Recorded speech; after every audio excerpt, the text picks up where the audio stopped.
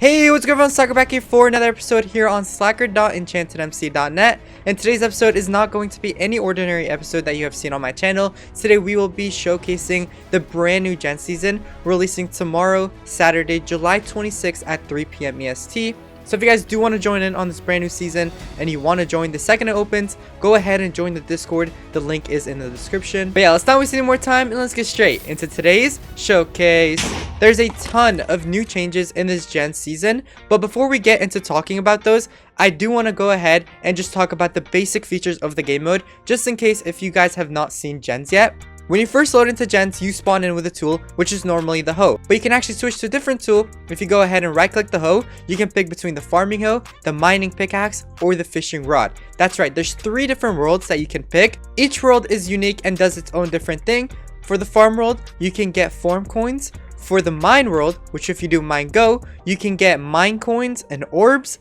And for the lake world, if you do /lake go, you will get lake coins and shards. Now, all of these currencies are used for different things. Obviously, the lake coins, farm coins, mine coins are used to upgrade the enchants on your tool. But orbs are used to get companions, as you guys can see right here. And companions give you a level boost, which helps you prestige a lot quicker to compete with the top players. And so you can actually also do /skill and upgrade the skill of your world. Every prestige you get is 1 point, and then you can spend that point in getting a lake coin multiplier or a fish drop multiplier. Now the prestige points actually carry over from previous worlds as well. So say you're prestige 50 in the lake world and you move on to the farm world, but you didn't spend your 50 points. How much ever points you have left over, you can spend that on the farm world as well. There are also other features such as /pets, /totems. All of these you can get boosts from, which will help you further your gameplay.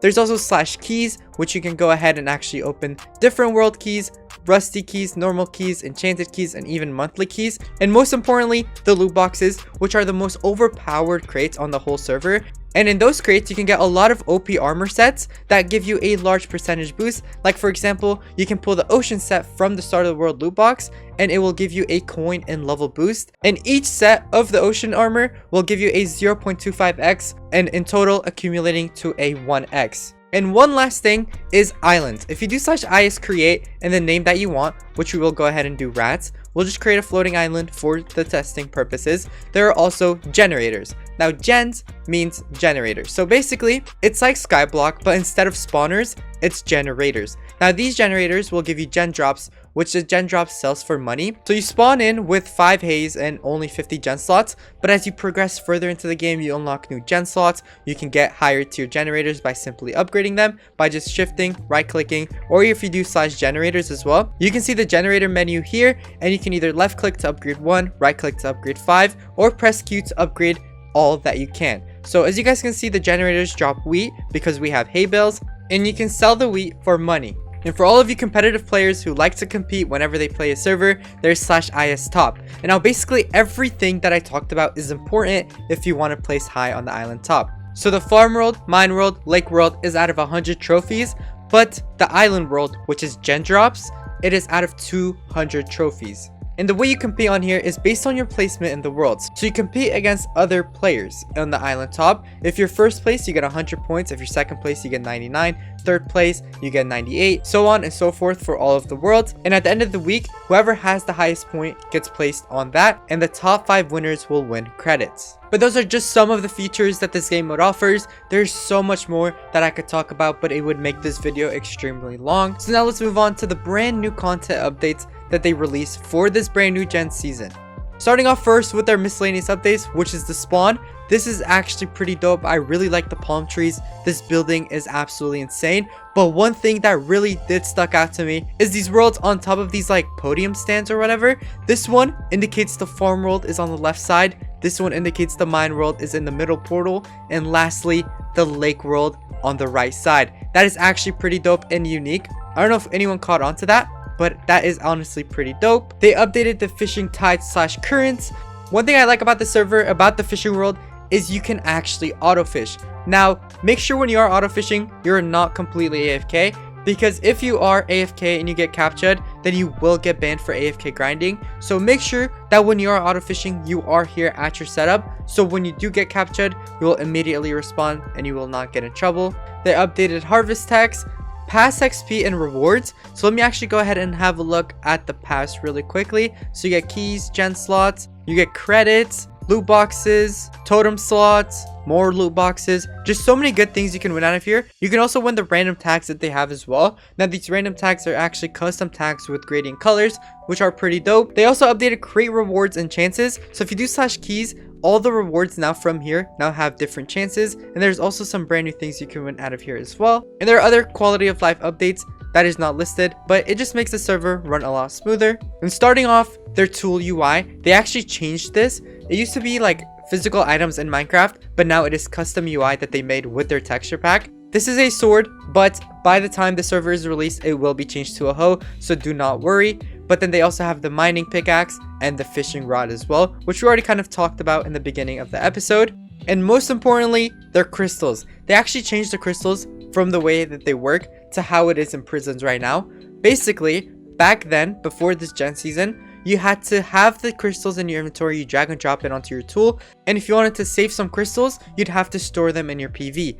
But now, because of the update, it is all stored in here. But once you go ahead and use the crystal boxes, as you guys can see, we'll use them all right now. There we go. And if you go to your tool, go to the crystal menu, you guys can see all the crystals are right here, and you can see the chance to apply the crystal and the boost that it gives as well. You can also withdraw a crystal by simply right clicking it. It will go into your inventory, and then you can trade it to another player. And then to apply a crystal, all you have to do is simply go ahead and double click it. There you go. It just went ahead and applied the crystal. You can right click to destroy the crystal, or if you want to keep your crystal but you want to take it off of the slot, you can spend 50 credits to withdraw it and get your crystal back. And another thing that they added is the crystal upgrades. There are 3 different upgrades for the crystals, which one of them is the increased dust luck.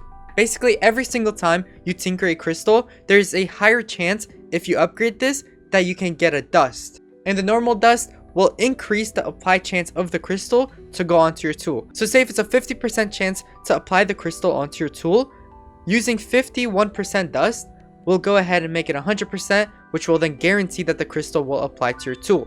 And now another thing that they have is enchanted dust luck. So the dust luck will increase the apply chance, but the enchanted dust luck increases the boost of the crystal that it has. Basically, the max percentage that you can obtain from a crystal box is 50%, but with the enchanted dust luck, you can get it to 75% at most. So without upgrading max boost, it will go up to 60% if you use enchanted dust luck. And the way you can get enchanted dust is every time that you get a normal dust, there's a chance that this normal dust changes into an enchanted dust. Hopefully that is not confusing and it made sense. But that is about everything there is for the crystals. Another thing that they added is the high boosters.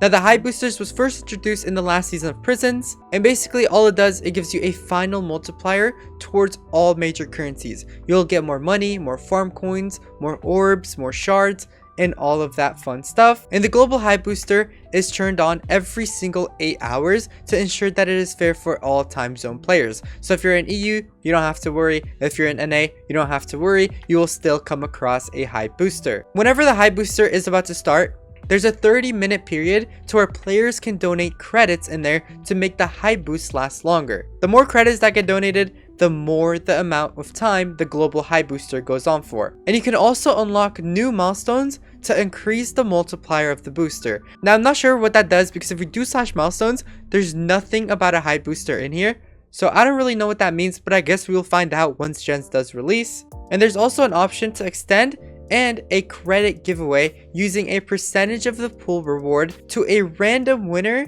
based on the individual donations made towards the high booster. So this high booster is pretty dope. I do like how it is possible for the people who do give into the high booster has a chance to win some credits back based on the percentage of the credits that went into the high booster. So for example, some people who donate like 100 credits, there's a chance that they get 1,000 credits, depending on how much credits was actually donated into the high booster. And one more thing that they added is enchant masteries. Now there's enchant masteries in the previous game modes, but it is finally making its way to GENS. And if we look at the enchant masteries, we can go ahead and go to the mastery upgrades, and there's 4 things to upgrade. One of them being the prestige luck. Basically, if you upgrade this, every time you prestige, there's a chance that you will receive another prestige level. So instead of prestiging once, you will prestige twice. There's also the enchant prestige upgrade, which will max the cap of enchant prestiges that you can get. So normally it's 10 enchant prestiges, but if you upgrade this, you can get it to 11, and at max level, it will get to 15. Enchant prestige luck is basically the same as prestige luck, but this is for the enchants. So once you prestige an enchant, there's a chance that it will prestige twice. So it could save you a little bit of currency. And lastly, there's max awakening level. Now normally the awakens will also go up to a max of level 10, but upgrading that to max will go up to level 15. And lastly, which I think is one of the most important changes, is the economy. There are several improvements that they changed to make the progression more fun and smooth. Fishing progression has been lowered to match its progression speed similar to mining and farming, which does kind of suck because I am a fisher. They also reduced all the overall level boosters late game to make sure the progression is extended for a longer period of time, so people don't reach the max level within the first 3 days. Enchants are also spread out more, meaning people will have to actually grind to unlock the higher tiered enchants. And now, players will also get an additive coin booster for every single generator that they place down. This just gives people the incentive to go ahead and place more slots as soon as they get more gen slots, instead of them having over 1,000 slots and then placing them all at once. But yeah, with that being said, I think that's where we're gonna go ahead and call it for today's showcase. If you guys did enjoy the content and you like what you saw, go ahead and join the Discord. It is the first link in the description. But if you did enjoy the content and you like the style of the videos, go ahead and hit that subscribe button down below if you've not yet already. And while you're at it, hit that like button as well, just because it does help push out my videos. I had a blast recording today's showcase, so you'll definitely see more from me here on EnchantedMC. If you don't want to miss out on my next upload, go ahead and turn on post notifications just so you're alerted. But until then, peace.